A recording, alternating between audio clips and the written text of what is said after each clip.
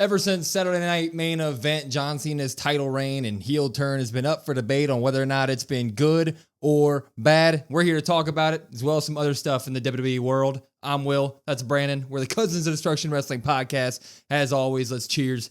Talk about some wrestling. Yeah, this topic's been up for debate really kind of ever since WrestleMania. How would it go? How has it fared since then? You see a lot of people maybe initially supporting it in the beginning that now are just all the way out on it. So we're going to go deep dive into that and give our thoughts today on that. Yeah, Saturday Night Main Event ended with John Cena and Logan Paul teaming up. They're going to be teaming up at Money in the Bank against Jey Uso and Cody Rhodes. And obviously, the internet was only flowers and happy about it. Rainbows, unicorns. This is the greatest booking ever. We're going to get into it, though. One thing I want to ask right away, people all over the internet, immediately posted pictures of John Cena with the title saying this is back to Vince era level booking and this is terrible and blah, blah, blah. This is bad. This is bad. I want our opinions on it. Do you see the John Cena title reign as being good or bad so far? I'm going to lean good side. I enjoy it. It's something that's kind of refreshing. Maybe it's a little bit of the last farewell tour nostalgia, or, you know, hey, this is the last run we get. Maybe that's really kind of pushing it over the edge for me, but I'm enjoying it. I really like it. It's a different side of Cena that we never obviously thought we'd get to see. He's interacting with some people that we thought, okay, yeah, that makes a lot of sense, you know, like a Cody Rhodes or a Randy Orton. But then you get one that's kind of surprising, like an R-Truth. But once it happens, you're like, yeah, this makes total sense. Jey Uso, hey, I want to ruin wrestling. Well, what better way to put John Cena with the most over guy on the roster? Really cool stuff. He also, while people might not like Logan Paul, he's really showing his support. That's a big sign for Logan Paul, big sign of things to come really for Logan Paul. If WWE's like, hey, you're going to work with John Cena, kid, go out there, have fun. Yeah, I thought the title reign started horribly. I was very much against the Travis Scott WrestleMania 41 moment. I don't think that WrestleMania should be such a big moment should be affected by some random celebrity, okay? So I hated that.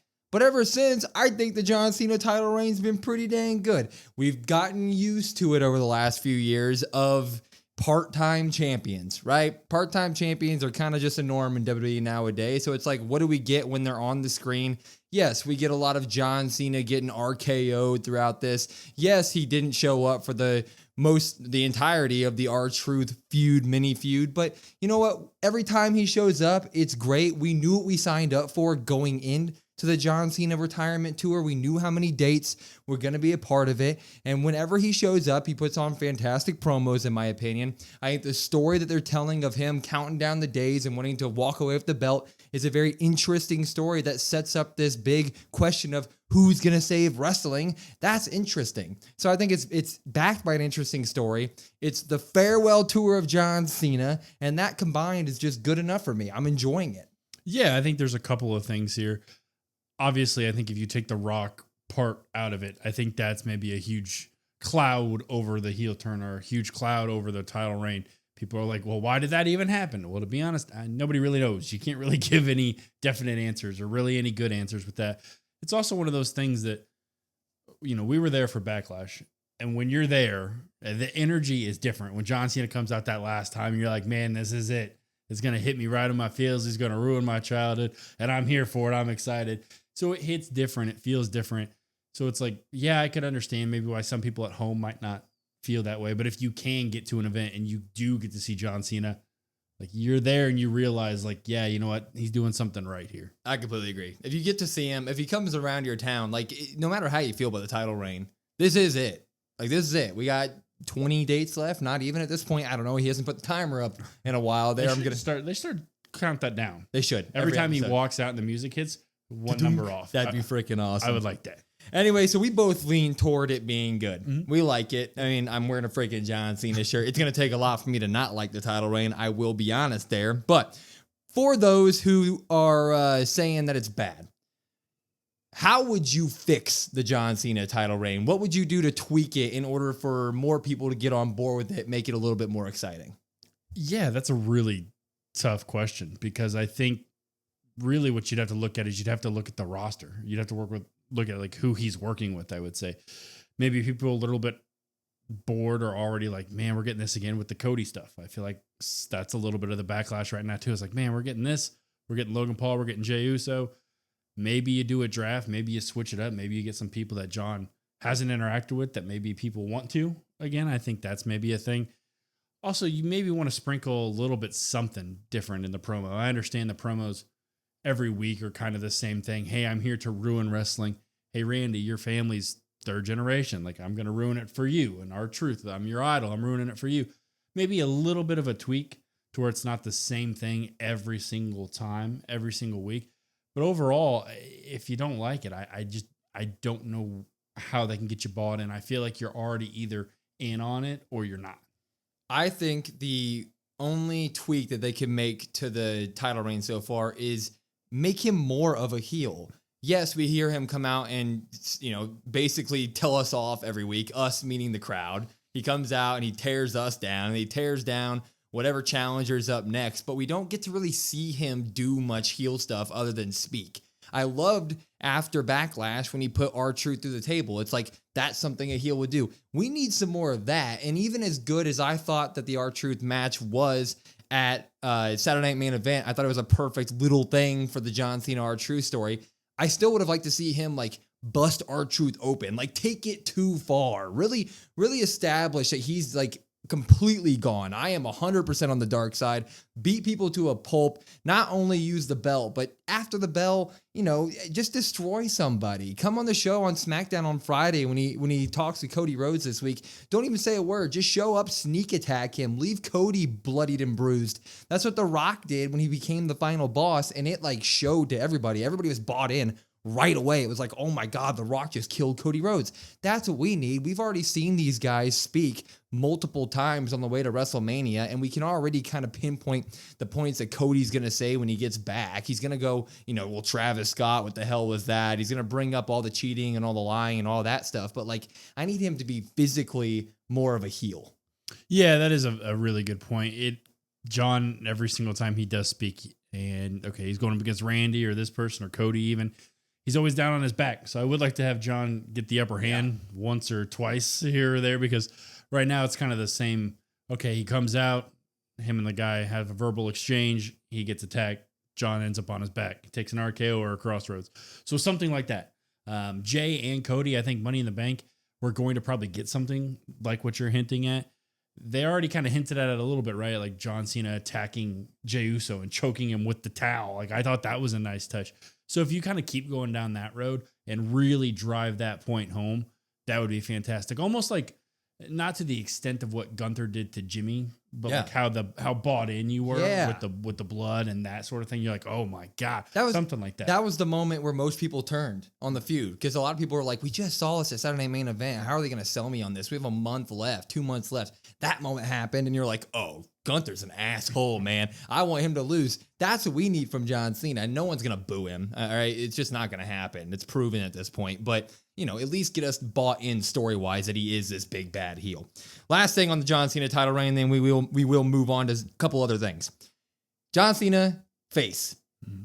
Everybody's talking about whether or not he's going to go from face or from heel back to face at some point down the line, maybe as soon as SummerSlam, because it looks like we're getting Cody Rhodes, John Cena number 2.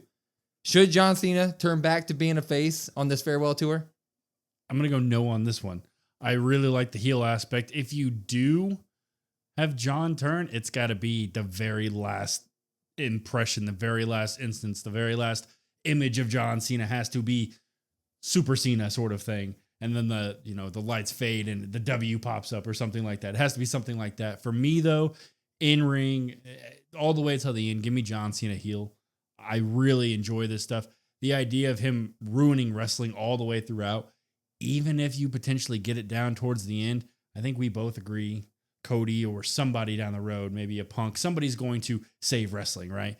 But just think about the flip side. What if nobody does save wrestling? What if John Cena sits there and he delivers on his promise and he ruins wrestling and he leaves with that? That's something that you're just like, oh my God, okay, this is interesting. Now John is done. That part of the story is over, but the next chapter, what does that look like? That's a really intriguing thing for me about, hey, what if this does happen? Certainly fantasy booking wise, but Like, could you imagine that? It's something I would never think of. I always thought that I wanted them to eventually turn him back to being a face. Like right when he turned heel, I was like, well, SummerSlam looks like a good part to turn back to being a face. We get to cheer him. But the second he cut that promo where he put the dates on the screen and he said that I'm walking away with that championship, I'm like, that's your story. That is John Cena's final story in wrestling. You have him go through all of those dates down to the very last date as a big bad heel. Cheat his way through beating all of our favorites. He's already beat Randy. He beat R-Truth. I think he's going to beat Cody again some way. Punk, give us all of that. And then the question is just going to keep on being who's going to be the one to save wrestling. And going into John Cena's final event, the question is going to be, can X save wrestling by beating John Cena tonight? That's the interesting story to me. So I think he should remain a heel the entire time for the rest of his career. Yeah. Yeah. And like I said, if you do make him a face, make it at the end. Let whoever save wrestling, you come out and you have some sort of almost like a Cody-esque Mania celebration, right? Because somebody does save wrestling and it's, oh my God, look at this person. You got, I don't know, balloons and pyro going off, stuff like that. And then you have John maybe like look around and be like, that's it. And then you get the final poses. You get the walk up the ramp. You get a salute. And like I said, it fades. Big W pops up on the screen. Something like that. Turn him face during the match. Somehow, some way, during that final match, have the light bulb click on, and he still can't get the job done. Wrestling save. John's back to being a face. Bada bing, bada boom. Let's move it on, though, to something other than that in this weekly wrap. We'll move on to another problem that's going on, being circulated throughout the wrestling world. PLEs. Damn, there's a lot of them. There is a lot of them. We had Backlash, which is only 3 weeks after WrestleMania. We had Saturday Night Main Event last week. That was also with NXT Battleground, so that was one thing. We're getting Worlds Collide and Money in the Bank next week. Right after that, we're getting Night of Champions. Right after that, we're getting Saturday Night Main Event with an Evolution 2.0. We got too many PLEs going on here. Is that the opinion here? Are we both in agreement here? Are there too many PLEs in WWE right now? I'm going to say yes. I'm going to say there's a lot. It's a big time commitment for everything, for everybody to try to keep up on everything. So you look at it that way and you're like, man, we've got this and we've got this. And I already have to dedicate for Raw and for SmackDown and NXT. And some people like to watch LFG. Some people like to watch Evolve. And then you got all the weekend stuff as well. It's a lot to kind of keep up with for the most casual fans, right? I would say that if you're going to continue to do this many PLEs, because why would they stop? Because they continue making money, right? I would like to see them stagger it all a little bit more. I don't want to see the same people on the cards every time. I want to see a feud start at one spot, end at a different spot. Not every single PLE needs like the main titles, right? Not you could have one be like the IC title, one be the US title, a tag title, something like that. Stagger it a little bit to where everybody can get some fresh air and you can really give the roster the exposure it needs, because that's the reason for so many, right? The roster's so big, the roster's so talented. You want everybody on screen. So I would maybe stagger them a little bit better, and maybe it wouldn't seem so bad. I'm going to say yes and no. No, because I like wrestling, and so I get more wrestling. But I understand that we're a little bit more nerdy on the whole wrestling thing than a lot of people are. So yeah, it is. There's too many of them, and it's a huge time commitment, and we're running into the issues where you're building shows past your already announced PLE. Like we were getting Money in the Bank stuff being worked in while Saturday Night Main Event was right down the week. Like it was that weekend, but we're talking about Money in the Bank now. So it's like you get convoluted there. You get stuff like Jey Uso and John Cena who aren't defending their titles at Money in the Bank at all. Neither of them. They're in a tag team match, which kind of seems thrown together for a lot of reasons there. So you just get a bunch of these type of storylines. Jay Gunther, that's already happening post Money in the Bank. Why not just throw that at Money in the Bank, right? So I think there is too many here. I get it. They're making a ton of money. WWE's in a boom. You have stuff that you need to do there, but damn, it's a lot of PLEs, man. It's just a lot. Yeah, it's a lot. And like I said, it's really hard to sit there and you look at it and it's like, okay, one PLE, you could have Jay defending his title. The next one, you could have John defending his title. You could have the Raw tag titles be on a PLE. You could have the SmackDown tag titles be on a PLE. You could stagger everything to where it's not so like, hey, I know Jay just had a match 2 weeks ago for the title, but then he's going to be in this random tag match, but then he's also going to defend 2 days later. So something like that, you could at least stagger it to where you give everybody the exposure they kind of deserve. You're insane. A tag team championship on a PLE. SmackDown tag team championships on a PLE? It's impossible. Too much to ask. There's no way to do it. Absolutely no way. We're moving on, though, to one thing. Into the title scene again. Last night, from when we're recording this, Stephanie Vaquer loses her title shockingly to JC Jane on NXT. And then the news breaks the morning after that Stephanie Vaquer is going up to Monday Night Raw and Jordan Grace is going to Friday Night SmackDown. What are our hopes there? What do you wish to see? Yeah, that's awesome, isn't it? Oh, that's great. That's exciting stuff. With Stephanie, I think you just elevate her into the IC/world title scene, kind of that right in between that upper mid card, lower end of the title scene, main title scene. Just give me matches with Io, give me matches with Rhea, give me matches with Lyra and Becky and maybe a returning Bayley. Like, just put her on the screen. Give me Liv. Give me all of it. Like, I just want all of it. It's going to be exciting stuff. Jordan, I'm maybe a little bit more worried for her. We talk about that SmackDown side of things. The women's roster for SmackDown is stacked. I mean, from head to toe, top to bottom. You can maybe put her in the U.S. title scene. I know rumors are Julia's kind of going to somewhat be in that. She could also be in that as well. That's going to be phenomenal stuff. You've got people like Jade and Bianca and Charlotte for her to work with. So they're pretty much in a great spot. Like, you look at it and you're like, yeah, if this is a time to want to be called up, like, it would be right now. Stephanie Vaquer going to Raw is like the most awesome news I've heard in a long time. I am so freaking excited about it. We speak about Io Sky having really nothing to do right now since Rhea Ripley is now having to earn her way back into the title shot. She's in the Money in the Bank. I don't even care. Throw Stephanie Vaquer at Io. I'm not saying she needs to beat her, all right? I'm not saying that. But you could have a nice little contest between two people. Io gets the win. You get yourself a handshake, and boom, Stephanie's a made woman on the main roster right then and there. And then Jordan on SmackDown, I mean, that should be directly at Zelina Vega by the time the Then, Now, and Forever is done before SmackDown even airs. We should just have Jordan Grace in Zelina's face challenging for that United States Championship because that's exactly where she needs to be. We talk about how Raw's mid-card is a little weak right now in terms of the women. We talk about how SmackDown's or Raw's main title card is for the women is a little bit stagnant right now. We talk about how SmackDown's mid-card is a little bit stagnant right now. Throw Jordan in there. Throw Stephanie Vaquer in there. Boom, you've solved your issues. Yeah, I think so. I think Jordan's first match, I just got a good feeling it's going to be against Chelsea Green. Oh, yeah. Throwing it out there. I can see Chelsea complaining about something, how stuff's not fair, how life's not fair. She wants a recount. And then Nick Aldis says, well, you know what? I'm not going to give you a recount, but I'll give you somebody else. Boom. I would be down. Chelsea will turn it to gold. Last thing, we want to bring up SmackDown because we did not do our review because somebody was out of town. Me. It was bad. But Wyatt Six did return on SmackDown during the tag team match to end the show the other night. What are our hopes there? Are we happy to see them? Do we have confidence that WWE is going to do right by the Wyatt Six this time around? Yeah, am I happy to see them? Yes. It was a good little moment. It was cool to see them on Bray's birthday with the cake and blowing out the candle. A super, super cool moment. That's what wrestling's really all about. Do I have confidence in WWE? No, I don't. WWE has kind of shown me once again that they're not really sure what to do, or they're not really confident in what to do either here. You could do something to where they kind of run roughshod over the tag division and kind of just take no prisoners sort of thing. I would like to see some sort of promo from Howdy this week on SmackDown talking about why they attacked. I want to see something like that because it does seem to change the initial thought of everybody turning their back on the family sort of thing. That was the whole initial thought process.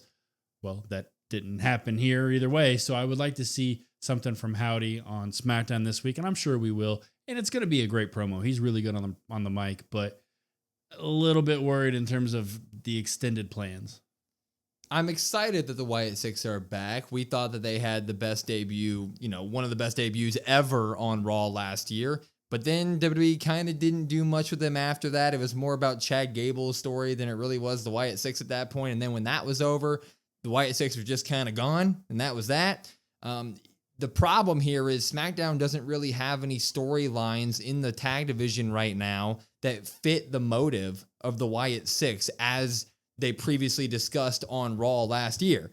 So hopefully they can evolve the Wyatt Six group to have bigger and broader motives to where they fit more naturally into the tag team division on SmackDown, because the SmackDown tag division is phenomenal as is. It's going to take a lot of work to fit in well there because it's such a high bar at the moment. So the Wyatt Six are going to have to do work there, but I'm excited for it. I'll give them another chance. Is my confidence high that WWE is going to book them well? No, but I have an open mind to it. Yeah, it's I understand Bray's birthday was on a Friday, so obviously Friday Night SmackDown makes a lot of sense, duh. But Raw kind of needed them to stay there, I would say. Raw is the spot that needed some sort of tag team because SmackDown is so stacked and loaded already that, we barely have enough time for the tag teams as is, let alone adding another one. The only team I could maybe see them going after is like Berto and Garza and things like that. Yeah. But also that doesn't really move the needle for me. So it was a cool moment and everything. I wish Raw would be an option for them because, like I said, they kind of need some help in terms of the tag division. But we'll see what happens.